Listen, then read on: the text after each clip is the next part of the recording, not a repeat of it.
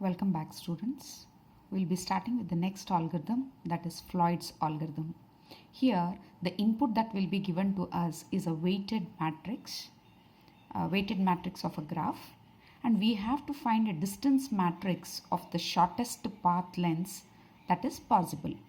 So the algorithm will be written something like this. Weighted graph is an input to your distance matrix, and for k is equal to 1 to n, I is equal to 1 to n, and j is equal to 1 to n, I have to find the minimum distance either between I and j or between I and k plus k and j of the two, that is I comma j, or in between ik and kj, whichever is the minimum distance, whichever is the minimum path, that has to be considered for the distance of I comma j. For example, let me take a small graph for you. So I have shown you here in this graph, there is a direct edge between I and j, which is costing me 6, and there is also a path between I to k, that is 2, and k to j, that is 2. So to reach from I to j, either I can use 6 or I can use intermediate path, that is I to k and k to j, that is 2 plus 2, that is 4. So 4 is less than 6. I would update the edge value of 6 to 4. So this is how we find the distance matrix in Floyd's algorithm. Let me explain to you with an example.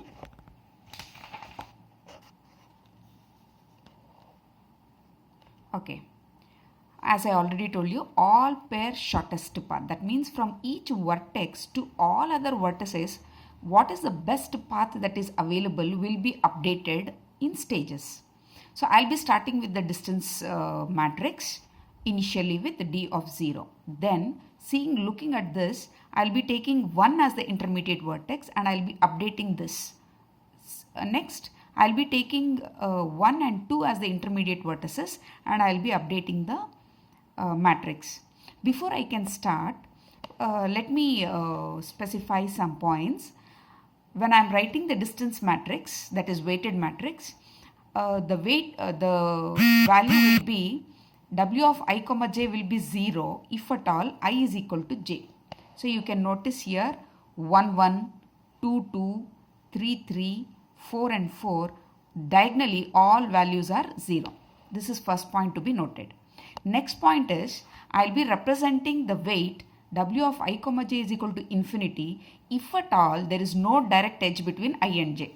So you can notice here from 1 to 2 I don't have an edge. Okay, so I'll be representing it as infinite. And 1 to 3 there is a direct edge with weight 3, that is being represented as 3. And 1 to 4 I don't have a direct edge, so I'll be representing it as infinite. Similarly, from 2 to 1, 2 to 2, 2 to 3 and 2 to 4, whatever is, if based on these 3 points. If at all I is equal to j, it is 0. If there is no direct edge, it is infinite. Otherwise, whatever is the weight in between that edge, I'll be representing that value. That is your weighted graph.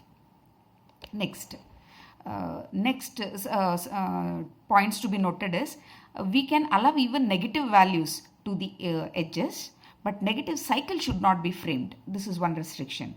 You can have a directed graph or an undirected graph also when you are taking Floyd's algorithm. Okay, let us start with the Floyd's algorithm. So either I should have a direct edge or I can have a path to that particular vertex. So starting with d naught, I have represented the distance weighted graph. Starting with d of 1.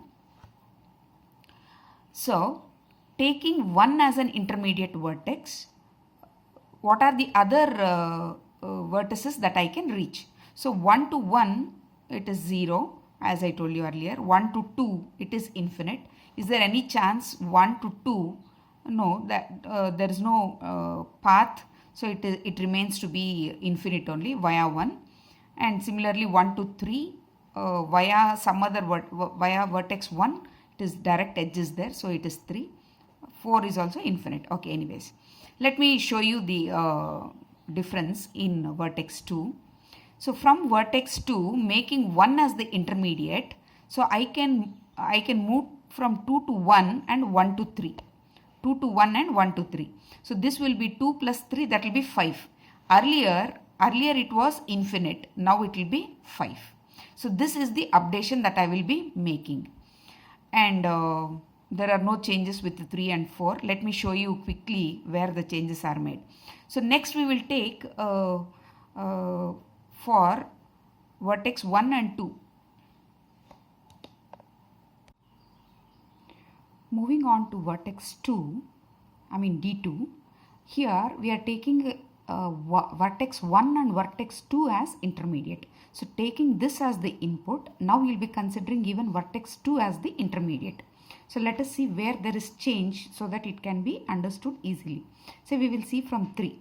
So from 3, I have a direct edge to 4. I have a direct edge to 2. But using 3, where I can reach? That is what I need to see. So from 3, I can reach 1. So from 3 to 2, 2 to 1. That is 7 plus 2, 9. So earlier it was infinite, now it is 9. So this is the change. Similarly, if I am going to consider 1, 2 and 3 as intermediate vertices, that is taking this as the input, now I will be considering even vertex 3 as an intermediate vertex. What are the changes that will be updated? Let us see here. See 1 via 3 where it can reach. So you can see here 1 to 3 direct edge, 1 to 3, 3 to 2. So 1 can reach 2 via 3. So what will be the cost for me? 3 plus 7, 10. 1 to 2 will be 3 plus 7, that is 10.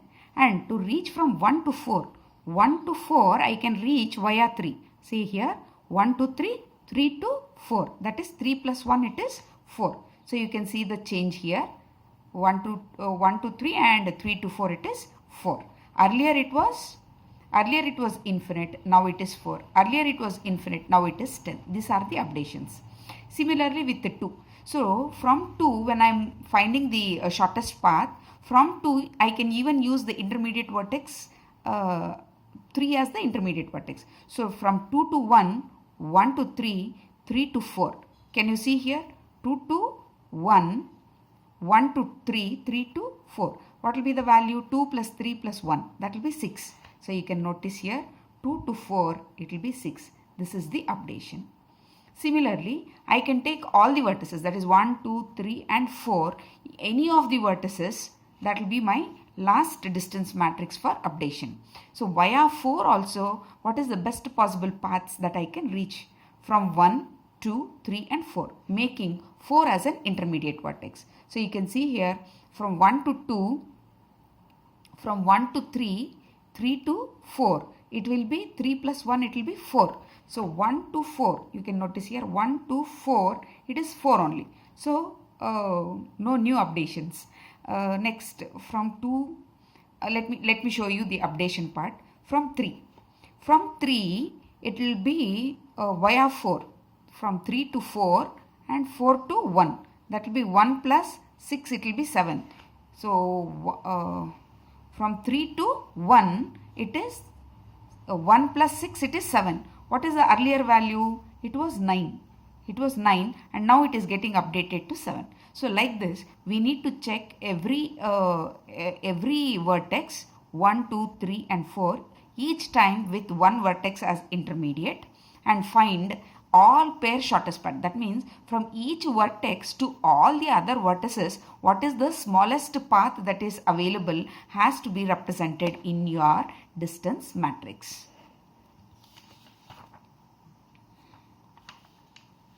Thank you.